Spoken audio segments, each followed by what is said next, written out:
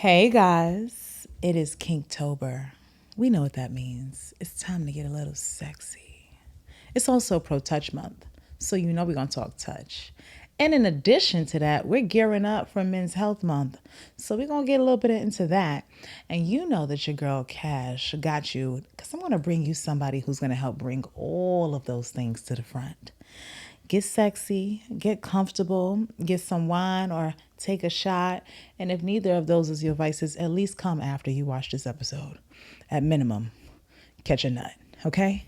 This is the Business of Pleasure podcast, y'all, where confidence and sexy and success and all the things that feel good is what we do over here. And today, I'm bringing to you someone who I have grown to have a little bit of adoration for now. I'm still getting to know him, so I plan to get all up in his business on this episode, just a little bit, just comfortably and with consent, because it's sexy, right? Consent is sexy, y'all. We can actually make it something that people feel good about and stop making it sound like, oh, the rules are. It keeps you safe, it keeps you sane, and it keeps you sensual. So I'm gonna introduce you guys, Master Radiant. Hello. How's it going? Hey, you. First and foremost, can we just talk about your name? Yes. Why Radiant?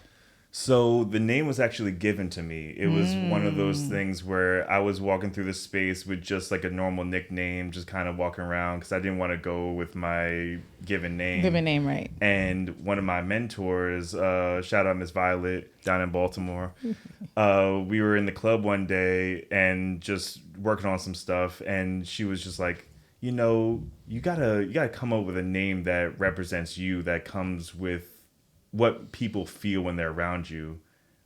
How about Radiant? And I was just like, that's amazing. Well, you know, it's so funny because she thinks about how people feel when they're around you and that people feeling radiant. But the root word radiate is where I went first. And what do you radiate? What do you put out that makes others feel radiant? So I don't know, like maybe that was kind of where my head went when I heard it.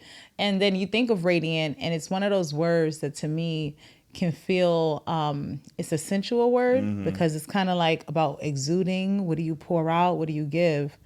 But it's also a firm word, right? Radiant, right? And so when you say it, it feels like triumphant. It feels like, you know what I'm saying? All those strong words and things that. So I was very curious about that because I know that picking a name as you step into a kink lifestyle is so key because that name really becomes who you kind of embody. I too had my name given to me by my audience, actually. Oh yeah. I remember actually it started with a conversation with my girl Bittersweet Tea, who is one of the founders of Limitless Lux LS. And at the time they were doing, she was planning her Fed, formal erotic dining events. And we were having this talk because we get on the phone, we always say, hey girl, this won't be that long. 10 hours later, we still on the goddamn phone. So for an hour and a half, I kept saying to her, you know, I got so annoyed because people kept calling me mistress, and I don't like that, right? But I think because of my somewhat dominant energy, people would automatically put that title. You know what I mean? So long story short, I said calling me mistress denies my S-type side because I got a lot of different S-types up in here. But I'm a switch. I don't identify on one side or the other, and I needed something that embodied both sides and felt like it captured the power of it. So I went on live and I was ranting to my audience and I was like, don't call me mistress. Don't call me this. And I'm also not this, you know, because I also don't identify as fully submissive. I'm very aware. You can't just, you know, because telltale, move that 2 seconds to the left. I can't ignore that side, you know. Tahoe laughing because, you know, I can't even help my bossy side sometimes. So I was like, I just know I want people to feel something. Like, so I really wanted to be that. And a couple of my audience members said, you know, when I watch you, I'm so engaged. It's like the eye contact you make with the camera. It's like I'm under a spell. And that conversation led to someone saying, it's like I'm enchanted. And then someone said she's an enchantress. And then that became that. I was like, okay. Yeah. I like where you're going. And then one of the people said, it doesn't matter. I feel like whether I was under you or on top of you, I would still feel captivated. And I was like, you better stop praise kinking and me in this mother chat. So I feel like the name, it has so much significance. Yeah. So I know that it was given to you, but does it feel like the name? Yeah, 100%. Like, so it was one of those things where, like I said, I wasn't really looking for a name. I wasn't really out here, trying to discover one. And when it came to me, it just hit. One of my favorite book series, the Stormlight Archive. The main characters, the heroes, the people who do the saving of the world, they are the Knights Radiant, right? So this is completely separate from Oh, the name. now I'm finding out we're gonna bond on other levels because I'm into some mystical, I'm into anything empires, all of that kind of stuff. But like you just said, it's like it kind of has a feel to it too. Yeah. But when you hear radiance, it's elegant. So it's not it's stuff that can look a certain way, but you do it in this way that looks sophisticated. Which honestly, I think really encompasses what I watched of a lot of your content. Thank you. You know Thank what I you. mean? Appreciate It that. definitely looks. You actually slow down a lot of your videos, and people don't think about that simple choice to do that. Tells me a lot about your brain. Yeah. Because it tells people to take their time. It tells people to not rush. It builds up excitement. It builds up the anticipation of like, where's this going? But you're watching it happen in like these vivid slow motions. So you really are experiencing, not visually, right? From a visual stimulating perspective, you're seeing these flames, you're seeing that spank, you're seeing. So I noticed, I was like, he slows down a lot when he puts it up. Yeah. And I don't know if you've done that intentionally or not, but it was something that really caught my eye. Yeah, I mean, I think it's definitely intentional. It's one of those things where oftentimes when you're doing impact play, when you're doing vlogging, it can be very fast, Yeah, right? rigorous. It can be very fast, and if you're not the person getting vlogged, you don't really see the nuance to what I'm doing, right? Like if I come with a hit that's a little more full force versus one that's a little more of a brush, kind of like brush, those are two completely different hits, Yeah. right? And if the person who's feeling it feels it, but if you're watching from the other side, I'm trying to give you a way to catch what I'm doing. to see that I'm intentionally hitting it one way versus the latter. Okay, that's the educator in you. Yeah. Okay. I love to explain. So really quick, right? I would say that this is one of the things that I'm always curious about for men in any sort of kink lifestyle, period, whether it's BDSM or anything beyond. Women, number one of the most common number one challenges that I feel like a lot of women experience is that when it comes to their partners, introducing them to anything outside of a vanilla norm is super challenging, because getting them to be open-minded, not allowing them to see it as some form of competition or some sort of thing, as opposed to seeing it as tools, as opposed to seeing it as aids, as opposed to seeing it as something else. They that's kind of where they get stuck, right? And whereas women are like curious and openly want to explore these sensualities typically. Now, I'm not saying this is always, right?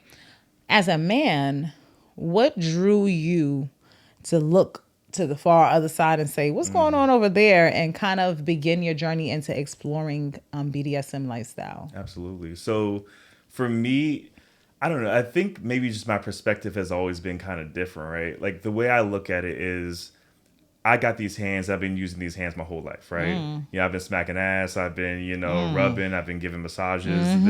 This is something I've been doing forever, All things right? good. And All things great. and as I grew into trying to explore my kinky side, trying to get into that whole thing, the way I look at it is almost like if I'm building a house, right? I could take a hammer and take a nail and individually hit every single, nail into the board to actually build the house. Or I could use a drill, or I could use a nail gun. Why? That doesn't take anything away from me as an individual in terms of my proficiency in terms of building this house. I'm just using the tools available to me to complete the job as effectively and as efficiently as possible. So why would I Give yourself hinder that extra myself. labor and Exactly. hold yourself back. That is such Exactly. an interesting perspective. I actually love the analogy that you gave there because you're right. We use tools in so many other areas of life. If a lot of people are using AI, not that you can't think, some of y'all, I mean, well, some of you may not be. They'd be like, ChatGPT, tell me who I am. Tell me who I can be. Tell me everything about me that I don't know. Like some people literally have, ChatGPT yeah. therapy and all that. Right, right. But it's different when you become to use it as an aid, as opposed to like a full on replacement. I'll say this from a woman's perspective.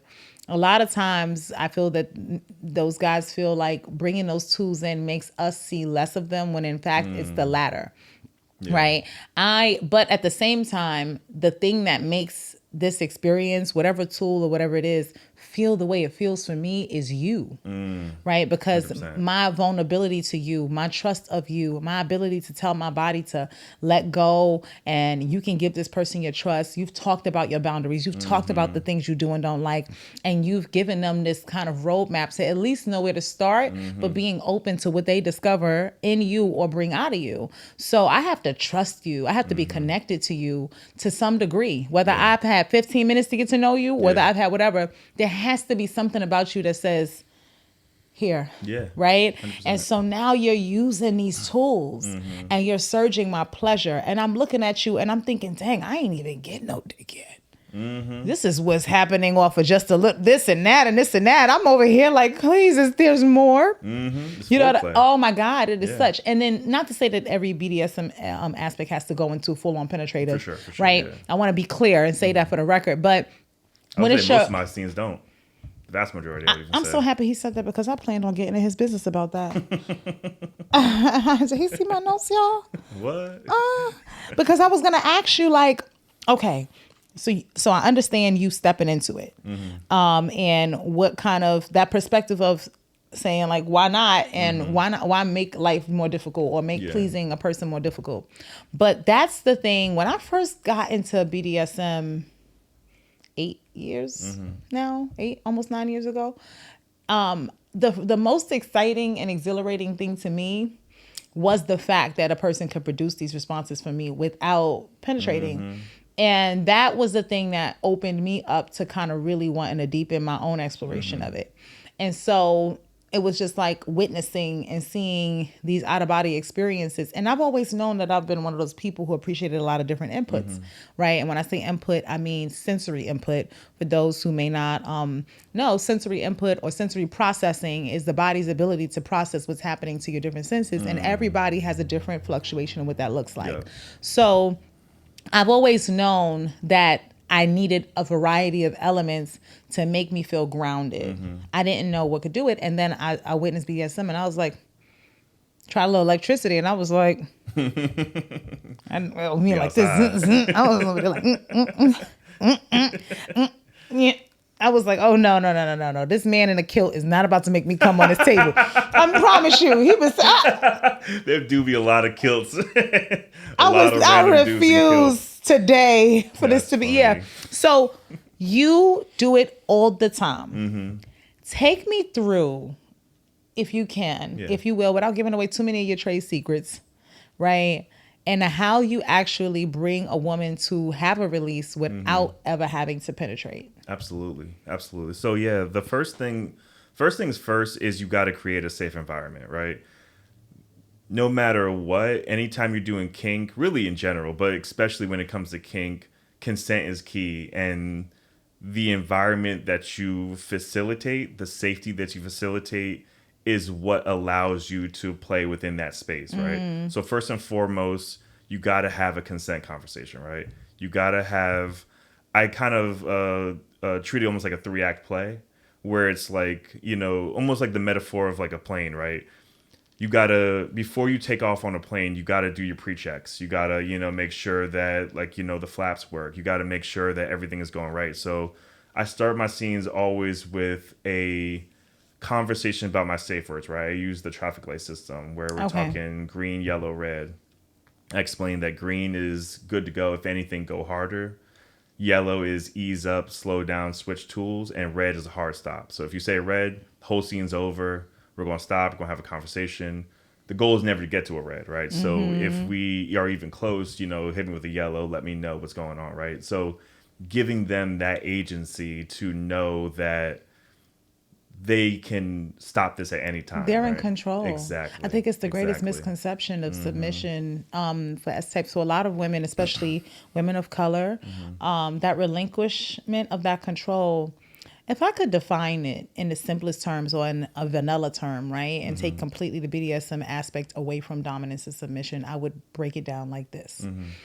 When you think about the dominance role, the dominant is essentially doing what the submissive wants, but not allowing them to fight what they want, right? However, still giving them a safety net in order to prevent it from going too far. Exactly. So if you correlate that to your own relationships, right, and your everyday sort of structure, this is the ability to follow someone's lead because you know that they've already considered you, right? You know that when you told him that your ass was allergic to seafood, he wasn't going to turn around and take you to Red Lobster, right? And because he paid attention to that detail and he picked a place intentionally that it avoided something like that, or because you said, I love this thing, and he took you to a place and said, I know you love mac and cheese. I saw they had that on the menu, so I thought you might enjoy this place. That consideration, that, oh, he thought about me.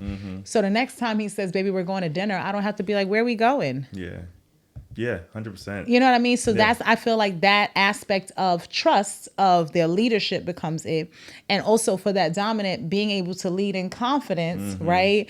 Knowing that they're making informed decisions, and that more than, like you said, the goal is not to reach the red, right? I don't want to have you feel like, unsafe. that you're uncomfortable and unsafe. So I'm taking these considerations, but also it becomes the responsibility of that person who's following the lead, or the S type, as we would refer to them as, to be upfront, to be honest, to be truthful, and giving that person everything that they might need to consider so that you avoid tripping wires. So I will jump in there too, and it's also important for the dominant or the person on top to provide the space to ask the right questions too.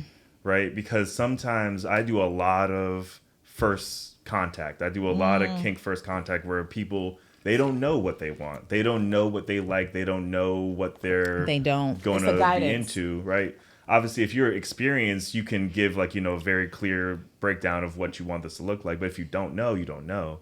So what I always do when I start a scene is I ask the person, what would you want this to feel like? How would you want this to feel? Some people might say scary. Some people might say sensual. Some people might say explorative.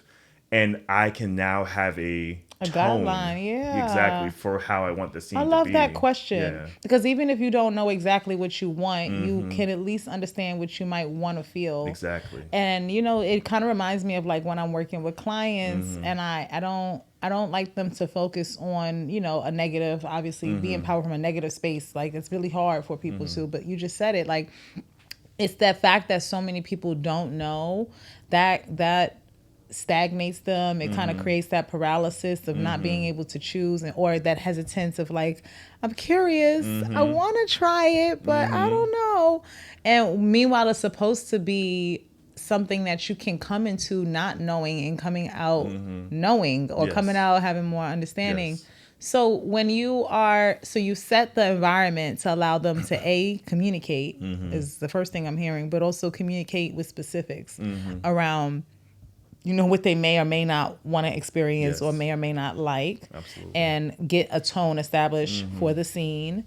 Okay, and so once the scene is beginning and stimulation is starting, what are some of the tells that let you know, outside of the verbal cues of green, yellow and red, just things you notice that probably let you know that you're probably on to the right thing, or you're hitting a spot that really needed attention, or something like that? How do you tell? Yeah, I mean, a lot of it is intuition. I've been giving massages my whole life, right? So, I've been giving massages since I was a little kid, right? It's just always been a thing that I've always been able to read bodies very well. Okay. But some very obvious things are when a person leans into a hit. Sometimes what I always tell when it comes to DOMs or people on top is space and softness is just as important as aggression or hardness, right? You have to be able to, if I'm just going crazy and I'm just, hitting you as hard as I can over and over and over again, we're at a plateau. There's nowhere to go. There's nowhere to go up. Up. We It doesn't ascend and kind of Exactly. escalate at a certain Exactly. rate. It kind of just takes a person all the way there. We need to have space. We need to have tops and bottoms, right? Like, peaks and valleys to the impact. So a big thing is like a person leaning in, right? So if I'm, doing like a nice rhythmic, not massage, but spanking, exactly. If I'm doing a nice rhythmic spanking and the person's kind of like arching their back, they're leaning into the spank, okay. That I feels know that good. this is what we're trying How to many do. of you guys ushered back when y'all heard that clap? I did. I'm not gonna lie. You're not alone. For 2 seconds, muscle memory kicked in, and we're working. No, but it's real because that sound is very, Yeah. like you said, it's rhythmic and kind of like what music does, which is why music can be such a key element during a 100%. scene. Is that I only do scenes it with controls? music. Yeah, it controls the heart rate. It varies that like you said, those highs and lows. So even just setting the right playlist can intentionally determine the tone or the mood or the shifts. Like there are certain songs that when they come on, like the lotus flower blossoms in the spring for me, and I'm like. And then there are Locked other in. songs that kind of like really help me just like melt into it, decompress into it versus the more like ones that have these slow and then out of nowhere the beat and the song and everything is climatic. So I love that you. Speaking of climactic, my favorite song, shameless plug, shout out, we all know who he is. Usher Climax. Oh, One of the best that one has a songs. great Oh my god, build. that build. The build is fantastic. I could start slow, I could start easy. That where are you know, y'all know what I'm talking about. When we all do it, we be like, I'm on my knees. Yeah. And then what happens when he hits them high notes? You just go. Yep. Like it's like Yep. I love that he's another song that really kind of gets me that I'll have to share with you or whatever the case is. And also because it's like 9 minutes long. There we go. You know what I'm saying? go. You need that song. You ever hear a song and you love it? It's like 3 minutes and you just like, yeah, it's like before you into it, you like, yo, I needed more of that. Like, so I love that he actually made the song a lot longer than typical. So, but okay, Climax is one of your favorites. But when you're opening, I'm assuming because the warm up is also usually a little bit more Critical. depressed. Yeah, what would be one of your favorite songs to include during the warm up? A go-to warm-up song for me is a Special Affair by the Internet. It's just like, so I do a lot of scenes with black women. It's Okay. just Okay. it's a thing. So Ding, check. so with that being said, it's like that rhythm is just in your soul, right? So if I'm boom, boom, boom, if I'm just kind of going to the beat of the rhythm and you're feeling it in your soul, right? Yes. I can play with that anticipation, right? If I skip a beat, you knew that beat was coming, but if I didn't give it to you, what was that? Oh, so it's like a deprivation. A little bit. It's a little bit of a deprivation. And Yeah. I'm picking up. I always start Okay. all my scenes, impact anyway, with hands. I can learn so much about you by how you receive different kind of hits. If I'm going more thuddy, more of like a Yes. straight, fist versus a And slap. that's such a big thing to know. I initially, if I could be honest with you, right, when I was at an earlier stage, and I'm sharing this because I think new people probably will relate to this. I didn't think that I was going to be appreciative of too much impact. And that's because the first experience I had with impact was stingy. And stingy is something I can tolerate. Yeah. It's not something I love. Yeah. If stingy is almost more of a punishment to me than the lat. I appreciate thud because I like that it's a grounding hit, that when I feel it, and then the vibration that I feel from a real, Yeah. Now I'll take the sting but I require, if you're going to sting me, to soothe me, Yeah. and like an immediate shock treatment right away, not like continuously do it and then no, like sting a few times and then treat, sting a few. It's not It's so not sustainable. yeah, and so eventually, if it goes on for too long, it will surge my sensory system, and I'll feel like my circuits are overwhelmed, and it's like, okay, Yeah, that's why the warm up is so critical. Because right now, when I'm doing a warm up, what we're doing is we're setting your nervous system up to be able to receive this impact, right? If I just come over and just, it's like, with your parents when you're a kid, like just come over, pop, just hit you crazy. Your nervous system immediately goes into a panic mode, right? You're immediately going into a place of fight or flight. And not saying that no one wants that, because there are, a million different scenes for a million different people, right?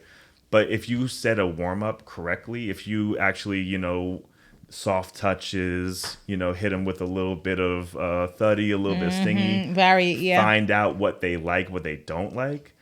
I can find out everything I need to know with my hands. And then once I start going into my tools, I'm not getting that tactical feedback, but I already know what you're responding to, correct? Like, in the way that you need to. If you're a person who likes stingy, and I come through with one of those these kind guys, of hits, I know that if I'm coming in, if I'm using these floggers, for instance, so sorry about that. It's okay. But if I'm using these floggers, for instance, if I'm hitting you with just the very tips of them, that's gonna have a little bit more of a stingy than if than a thud execution. Just like this, right? So I'm controlling how I'm hitting through the whole thing, but I'm remembering the actual warm up that we were doing initially, so I can play with that through the whole scene. Okay. I like that. First of all, I appreciate your awareness of it. A lot of times, a lot of people who are leading or tops, they don't experience a lot of these sensations themselves. And so bad luck. That's always a bad sign. If a person themselves I'm telling you right now, because then they lack awareness of what it actually might feel like to another human. And even though they're not you and they might be a little different for you, it still needs to be some base level of empathy. Exactly. Yeah. So I think that you hit it on the nose in speaking about how important it is, first of all, to just be noticing, a person's leaning in as opposed to pulling away. A person, that simple reaction that tells you that they're welcoming it versus they're tolerating it versus they don't really like it. So, okay. Now, I do want to, I do have one more question, which will take us into our next segment, which is our adult edutainment segment, right? And so you've talked a little bit about your name. You've talked a little bit about that identity, what it means to you, how you kind of got into this and what, opened your mind up to it. I do have one question because you said something. You work with a lot of Black women and people of color in kink. The judgment that can sometimes be experienced for people outside of the lifestyle or people who are simply just not as open-minded can be something. And then as a man, into certain, I feel like it's more socially acceptable for women to be into being spanked and getting flogged, all these things. But it doesn't appear sometimes to have the same reception for a man. So have you experienced in your journey feelings of people just not understanding, people judging you for your choice to kind of practice these things? Or do you feel like it's been a supportive process for you? I think if anything, it's been pretty supportive for me personally. I think we as dudes sometimes, I'm looking right in the camera. I think we as dudes sometimes put ourselves in a box that ultimately nobody else is checking for. It's like most of my boys, realistically, if they find out or know that I spank people for a living, they're like, whoa, wow, how?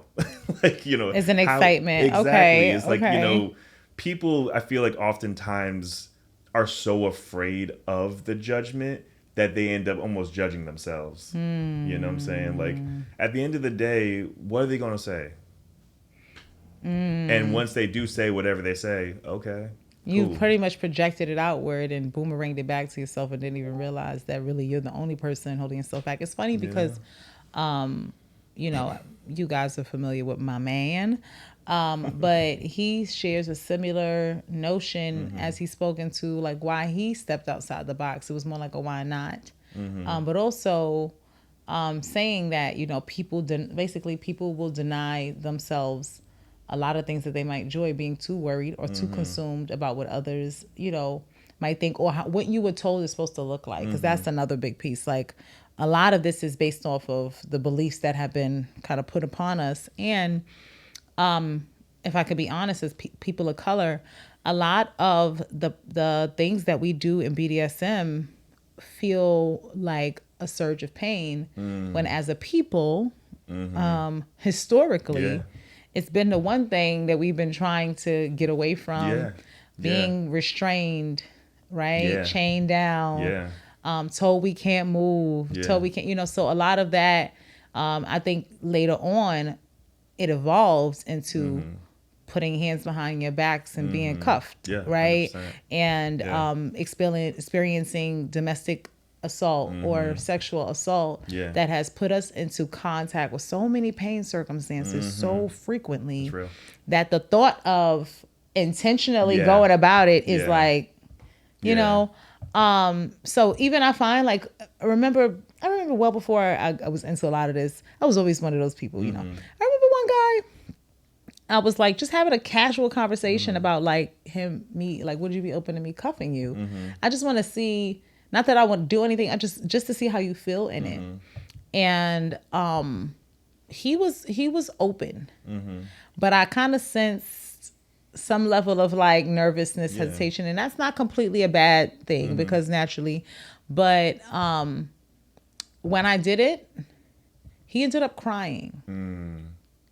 And for him, or whatever the case is, it basically was a trigger, right? He has somebody as a juvenile who had a lot of, you know, experiences with stuff like that. Yeah. So like for him, you know, at that time, I didn't know what I know today also, but his reaction kind of had me like, Yeah. What do you I know, do? I was like, what to do? Right. You know, so I did what I'm a nurturer. So I did what I thought made sense. And we talked about it. And I never forget him saying, you know, to me or whatever the case is, I said, why did you cry? I thought he was crying because it was bringing up bad emotions or whatever the case is for him. But it was actually, he was like, it's going to sound weird, but, you know, I had showed him the thing and I told him, like, here's how you can get out of it. You know, I did at least give him that and put it on or whatever the case is. And so when he put the cuffs on and he was sitting there and I was just sitting in front of him and I was like, how do you feel? And I was like, touch his arm, and that's when he started crying. So he was like, I never thought that I would be comfortable with it. And that's what made him get emotional. Yeah. So it was like really interesting because that taught me, like, this stuff can make you reprogram. Not that it's a replacement for therapy. Yeah. No. 100%. Go to therapy. I'm in therapy. Go to therapy. Go to therapy. Chill. Go back to therapy. Like, because there are a lot of people who go into this irresponsibly, I went once. unhealed. Oh, yeah. oh, you went once. You went once. That's how people. Well, I go all the time. But Yeah, they've done yeah. one, because I feel like a lot of people do enter this life with a lot of stuff unhealed, and it ends up coming out, and Unhealthy ways, yeah. it could be a lot, So but I do think go to therapy, but while you're going through, I know that Impact Play reprograms how I felt about getting spanked. Yeah, you know what I'm saying? 100%. So okay, I do want to shift. Yeah, absolutely. And our adult edutainment segment, this is our segment where we take time to educate while also having, you know, the entertaining things happen. You might see some products, you might see some things go crazy in here, you might see a demonstration of something, who knows. But as to kick off the educating part of this, I want to talk about the therapeutic power of kink. I want to talk about the somatic releases that people experience. People don't realize that with a somatic release, it's really essentially the process of your body physically releasing stored emotional tensions, even sometimes psychological tension through forms of movement, forms of touch, forms of breath work, sensation. It also kind of allows any energy that's feeling trapped or oppressed or stressed or traumas, things kind of leave the body, right?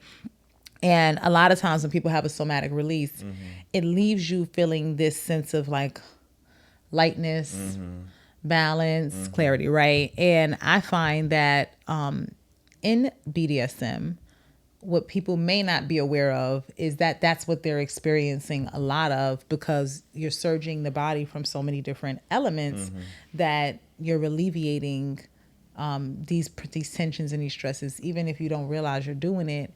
And, you know, so you were talking about bringing women to that place without penetration. Do you feel that the reason why you're able to do that is because you're able to stimulate them in ways that their release or their orgasm almost feels spiritual, almost feels like an exhale that they've been waiting for? Absolutely. Yeah, I mean, it all is all connected, right? So you were talking earlier about sensation play and how, like, you know, different senses can like lead to different things, right? One of the things I always try to do with my scenes in general is to activate as many senses as I possibly can, right? So, you know, I'll put you guys a little on game. But one of the things I do with my floggers, for instance, is I coat them in lavender oil, right? So as I'm swinging my You floggers, swinging lavender in the air, sir? you're relaxing. That's the extra. This is why they call him Master Radiant. This is what he radiant. He lavender. You know, This motherfucker's dangerous. Okay, I like that. That's Well, you actually know. I put pheromones on things and I put There it in you my go. hair. There you go. Right. You I can smell good. usually don't be telling people stuff like that. Yeah, But- I'm putting you on game. I put pheromones because you want people to feel that, but Dustin, the flogger and lavender. So, okay, so you're swinging it. Now you're getting this euphoric lavender in the air. And now what do you see is like when they first catch that first whiff, what does the reaction look like? It's always funny because some people catch it and react like, "Is that lavender?" Like, and it's like, you know, yeah, you know, blah blah blah, yada yada. But then some people, they don't even notice, but you can kind of just sense that their body is relaxing, right? Because especially with impact, you know, kink in general, but especially with impact, you have to walk into every scene as if you've never played with this person ever before in your life, right? Because, like you were saying, stuff is built up. You might have got yelled at by your boss today. You might have had some really tragic news that came in your life. You might have just been in a pissed off mood, whatever. The same hit that you were loving yesterday, last week, might not be the same hit that you're loving today. God, thank you so much for saying that. Yeah, absolutely. I got relief just hearing you say those words. Did you know? Like, I literally was like, "Oh my God, yes! Please say that again." The hit that you experienced, that you enjoyed last week, may not be the same thing you enjoyed this week. Please, Master, please radiate them with your knowledge. Because at this point, please take it away. Because you are okay. I'm gonna shut up. No, you're good. But yeah, no, 100%. Like when it comes to impact, you store a lot of energy in your body, right? So sometimes, and that's part of the reason why I ask what you're looking for out of the scene. Like, give me, like, you know, sensual, you know, disciplinary, scary, whatever the case may be. Because if I'm hitting you, you know, with the energy of a drill sergeant, and you're coming at me with the energy of Looney Tunes or like something that's like playful and fun, we're not having We're having a mismatch. Yeah. Yep. We're not, and you know, You're not reading the room. Yeah, and you might have come in with this, you know, intense Game of Thrones, you know, super, you know, whips and chains energy last week, and today you just want to be held and be soft. Can I tell you something though? And I'm gonna keep it real because y'all know I call my sisters to the mat all the time when we need to. Y'all don't even know what y'all want, first of all, right? And the reason why I say that is because some of y'all think you just want to be choked up, grabbed, tossed down, rough play, whatever. But a lot of women don't have an awareness of their emotional state at a given time and what they actually need, and what your wants might actually will actually clash with what your true need is. So many women are so used to dealing with men or individuals who try to, for lack of a better term, fuck away their problems. You know what I'm saying? Give them good dick to shut them up. And they're so used to being told, this is what you want, be quiet, whatever, whatever.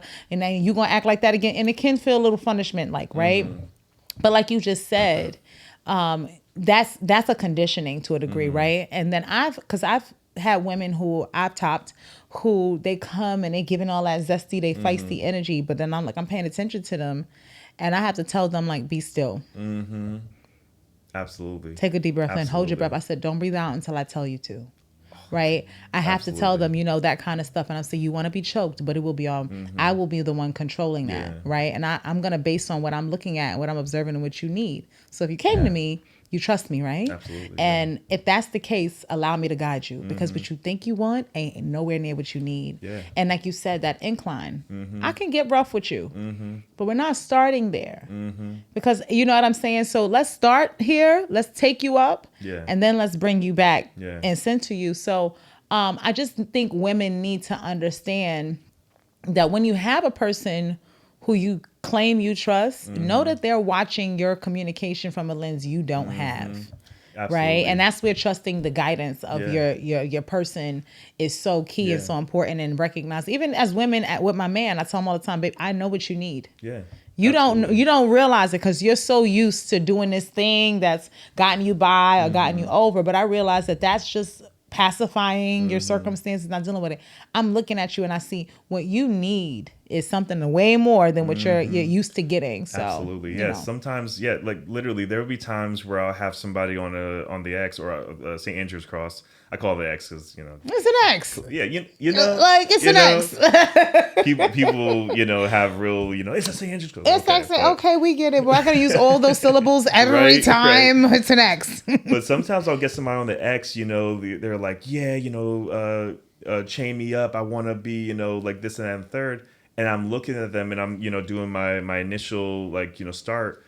And then before I even get to the tools, it's like, let's get some box breaths in. Let me rub your shoulders. Let's calm this down. Because I can literally see you breathing so hard, so fast. You're already at a yellow and we haven't started. So we need to bring this down, slow this energy down. And I've had people, like, okay, yeah, I want to do this. I want to do this. Like boom, boom, boom. And it's just like easy. I call it ignorance on fire. Because ignorance doesn't mean you're stupid. It means you simply don't know, right? It's unknown. And it's on fire because you're excited. You see all of these things. They look super fun, especially for a newbie, right? Like, I just want to get tied up. I just want to do this. I want to be suspended. Oh, I want to hang from the air. Everything is exciting until you realize, no, there's a deep amount of things that need to go into the preparation for you to experience that, especially things like suspension and whatnot. And they don't realize that. You also have to educate yourself because you need to make sure the person who's facilitating, who's doing these things, also shows you and demonstrates that they have a knowledge of it. Yes. Because I've seen, I have witnessed rigging gone wrong in the sense that people haven't understood where not to tie, the rope, down to the type of rope that they're using. I'm like, this is Home Depot rope. You're trying to burn the hell out of somebody's skin when they don't realize even down to the material of the rope, there's rope design. I'm not even a rope guy, but it's like, you got to know. But you got to at least have a base understanding of certain things before you do them. And I think the reason why I was bringing to speak about how people don't always know what they need is because the body does tell you. And as a form of education, I want to give this to you all. Where you feel your pain, where you feel your tension, or whatever the case is heavily indicative of the need, how you might need it to be addressed, but also what type of thing you're carrying. So if a person comes to me and they say that they're having, a lot of headaches or whatever the case is, well, the term goes, heavy is the head that wears the crown, right? So that you have a heavy head. No wonder you're having headaches. Neck, shoulders, and neck tension.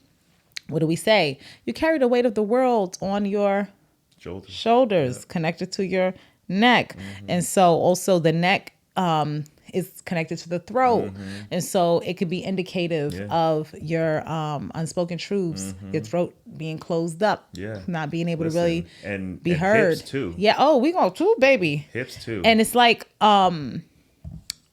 so even coming down the back, like you said, the hips is like trauma. Usually when you see people with a lot of this, it's a lot of trauma storage. There's especially people who've had sexual trauma, or it could be a sign of suppressed creativity, like when you're feeling those blocks. So that goes for men too. Sometimes like men who are creatives and they don't feel like, I just can't figure it out, or they can't get that revved up or that drive going. A lot of men have tight hips, right? And they don't stretch and they don't loosen themselves up either.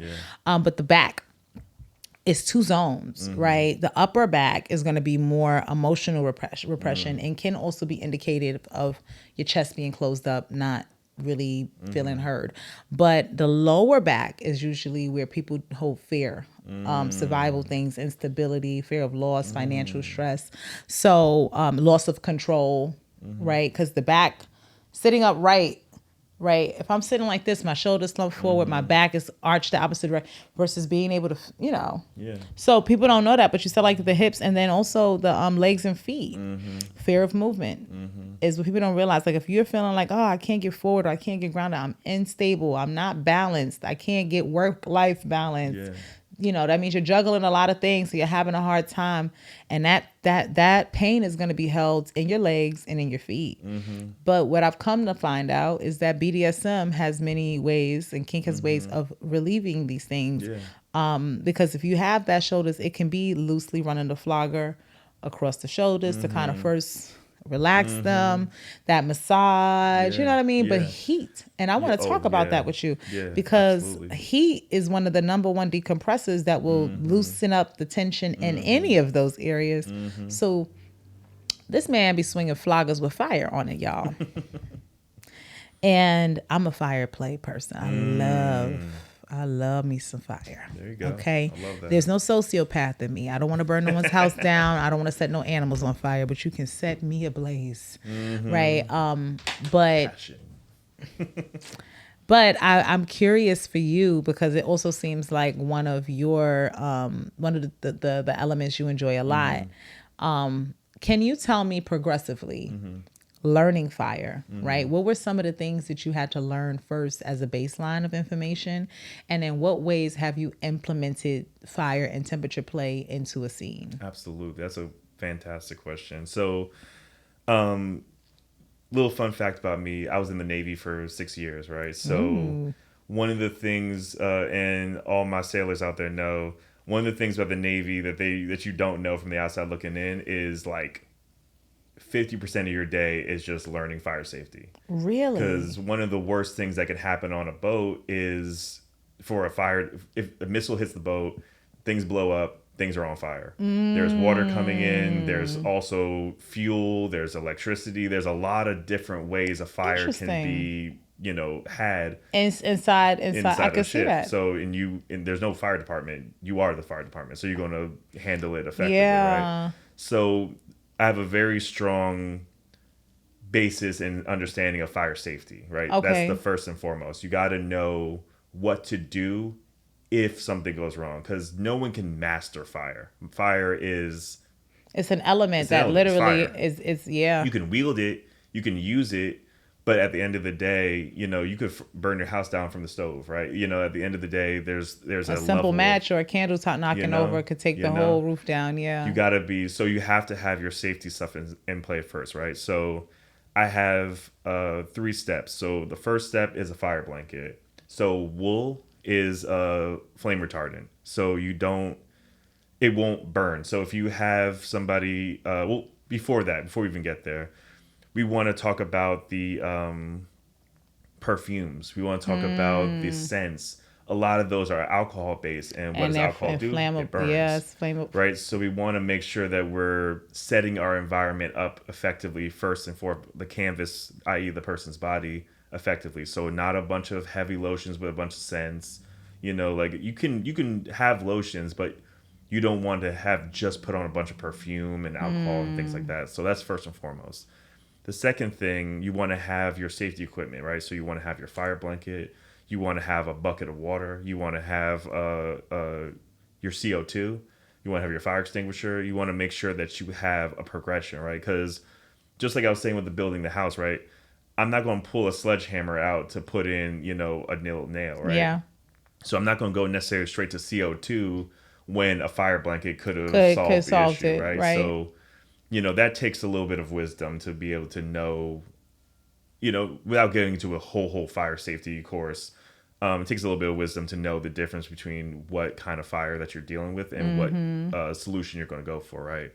But once we've gotten the safety stuff out the way and that's all taken care of, then we want to make sure that just like anything else, we're easing into it, right? Okay. You don't want to just go and start putting flames on somebody and then they're not warmed up, they're not ready for I think my first time using fire on someone, I didn't even apply the wand directly onto their skin the first time. I just constantly transferred heat to my Put your own hand yep, and then yep. touched them. That's the classic way to do it. To get comfortable at first with also me gauging how What's your long it takes when I'm empathy. holding it there, right, for it to start to actually feel like a little Yep. bit of a too Yep. much heat for me.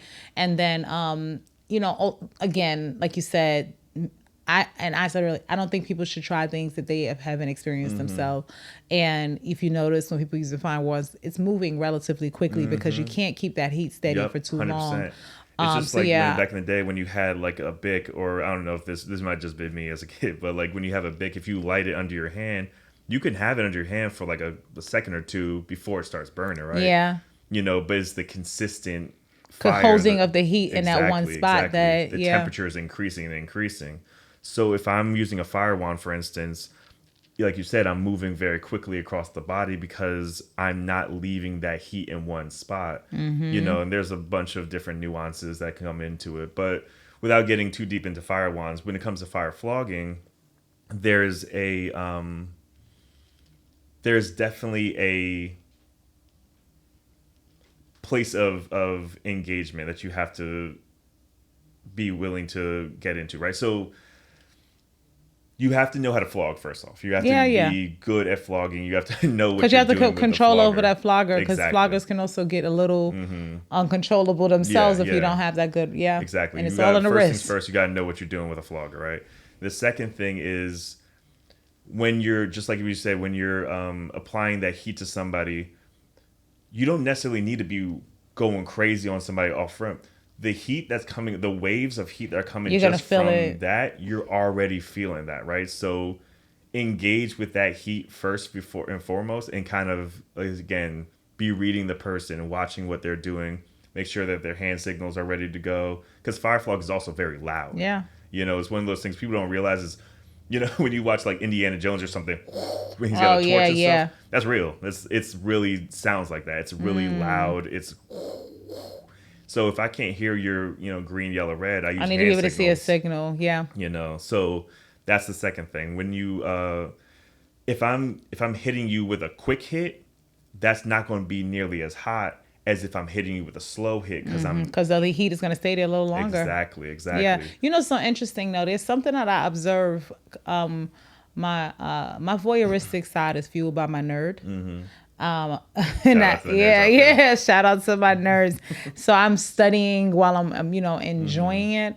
And I noticed that there is something that I do see a lot of folks do with fire that I think could be executed sometimes a little better in the sense that I notice, and I don't think it's done out of ignorance. It's just like until someone tells you certain things, you might not have the information to impact your application, right? Yeah. So I look at it with a sexologist's brain, right? And as a sexologist, I know that he is a driver of arousal, right? But literally because of a few things. One, when you are hitting an area or one area is feeling a sense of heat for a certain amount of time, the body's natural response is to send blood, right? And so impact, that's why we see reddening, is because the body is saying, the body just wants to survive no matter what, right? And so as a form of survival, why we bleed when we get a cut is because that's the body's way of sending blood to treat the area. And it surges more than you typically just have kind of flowing because the body just goes, oh, alarm, someone's hurt, you're cut, you're burned, you're whatever. That being said, what people don't realize is technically, what is an erection? A Blood flow of flowing blood your- to the genitals. Same thing with the clitoral area, because actually what gets the clitoris plump, and it actually gets a little bit more plump. It sticks out a little bit more, and it's way more sensitive to sensation, is also a rush of blood flow. So with that in mind, a lot of times I see the fire wand going up and down, when I think that a lot of dominants will benefit from the heat coming towards the vagina and then towards the vagina, as opposed to this. across the whole body. Right, because you want to bring all the blood concentration here. So if that's where you're using the wand to control bringing the blood to that center genital area, where they're feeling the heat everywhere, that's going to decompress, but the highest concentration of blood is going to end up here. Even with impact, kind of walking it up, starting with lighter hits and get a little bit on the thighs, slightly more, because it's going to get that area like tease. Exactly. So, even in, non-scene like spaces, massaging towards that area, coming this way and coming this way instead of this.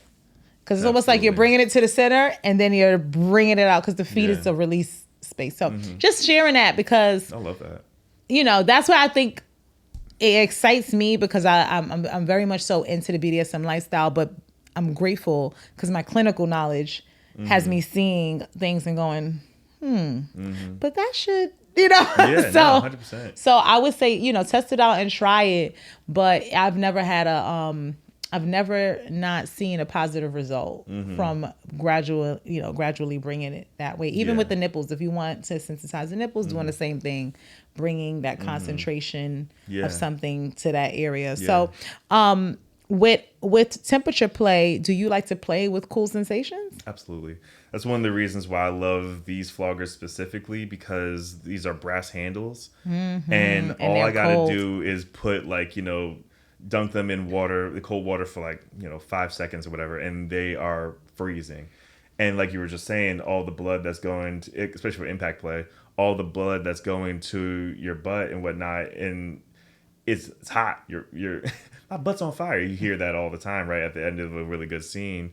If I got these cold compress handles, I can take them, I can knead into your body with the cold. And now I'm pushing that blood away. I'm actually moving that energy from where it was and distributing it back to the rest of your body with that cold compress.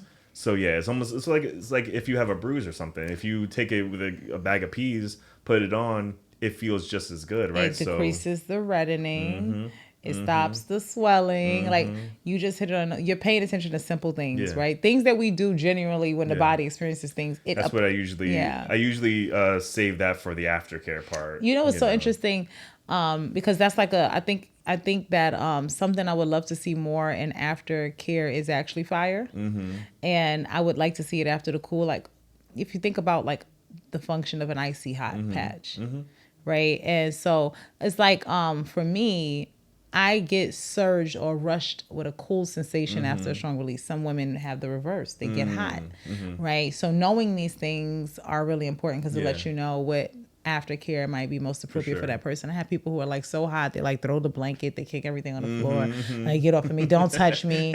They need, they need to be cool. I'm one of those people who my oxytocin surge says, like, bundle me up, wrap me in care, toss me in a hot bath, like whatever. But to your point, I love the fact that you can vary the sensation with the same tool.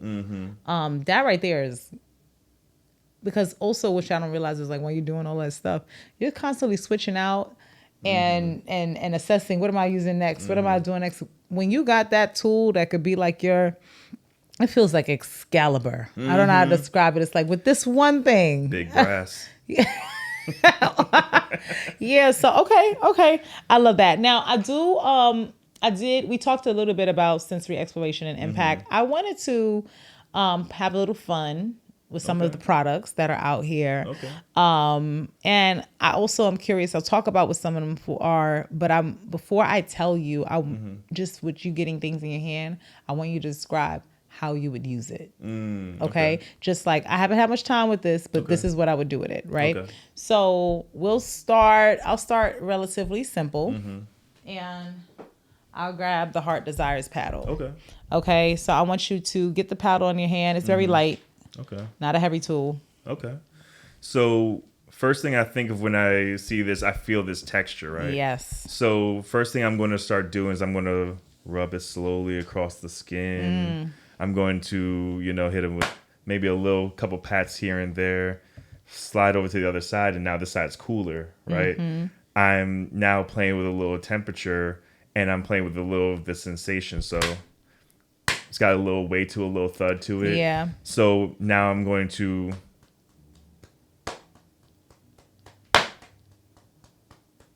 because like I said, you can't just sit there at the top the whole time, right?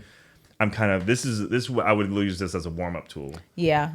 So I would get the kind of just a nice little just so you To kind of get that blood going. Yeah. we're playing with each other a little bit. One of these guys. Oh, and another thing, just for people who are doing impact in general, you always want to try, if you're going to try it on yourself, you don't have somebody use it on you.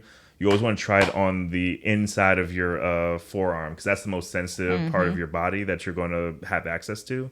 So you want to have it at the most sensitive spot, so when you're using it on somebody else, you have that empathy at the most sensitive spot, not just at your thigh or whatever the case may be, right?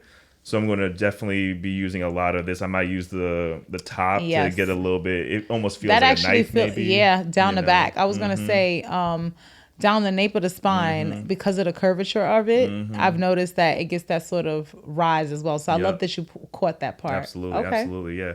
And like I said, it's got a nice little weight to it. This side's a little... Unexpectedly, I think is what it is too. That part. And this side is, because it's a little flatter, it's a little more stingy, right? If I get the other side's a little more thuddier, thuddy. so I can play around with that a little bit. Right? Yeah. If I flip it over... Now we've changed the sensation completely. It's gonna have a shock to it too, because they wouldn't have been expecting it. If you did that same thud 3 times and then that 4th time switch to its thing, it's gonna have a little bit of a jolt. Exactly. And look, that adrenaline and that anxiety is not bad. It surges dopamine. Yeah. So it kind of gets usually you. I'll get a little smile over the shoulder, like, "Oh, you playing?" I'll be like, "You son of a bitch." I say it to him all the time. I'll be like, "Have your fun. I'm gonna fuck you up. Like, have your way. It will be my turn, and I will get mine back." I love actually. It's nice. You know what's so funny? On a guy, right? Do you mind if I? Because guys, first of all, I feel like one of the areas on y'all body that makes y'all melt or fold or become putty is y'all chest area. Like men are so, chest forward, chest up. We say pounder's chest. This texture here, right? So but not from this direction. Put him in between your legs, okay? Wrap him around all that goodness, right? Put him in there like he your bit. Pretend this is him. That you go in here, you saying, "Big guy, how you doing, big guy?" And then run that up his chest, just like that, while you kissing him and you talking to him, and watch it. He gonna be. I love seeing men get those kind of reactions. Amazing. But that kind of just but just sharing that, because that can be one of those things that gets taken for granted. So you can rub his chest, you can massage his chest, you can do different things, kneading, but every now and again, this is gonna offer a bit of a texture that's different from. So just kind of running it past their body, up their arms and down. You'd be surprised. These men be carrying the weight of the world on their shoulders too. Listen. So I love how you immediately. One use that I did try that you didn't was this is stupid, but it's not. No. This little point, the end of it, just because it was a knot, I was curious on. Little whippies. Okay. Feel that. No, seriously, it's a warm up. It's a warm up. Okay. Yeah. Yeah, it's not too bad at all. It's not, but it's got a tiny sting to it. And I forget what it was that made me do that one day. I think I remember, it was a corrective. So they said something smart to me and I was like, shut up. Yeah, it's a little pop. It was a little pop and it's like, oh, and I was like, okay. So, we got the paddle. Now I have another 2 things I'm going to grab, but I'm going to pass you one first and then I'll escalate, like you say, take it up from there, right?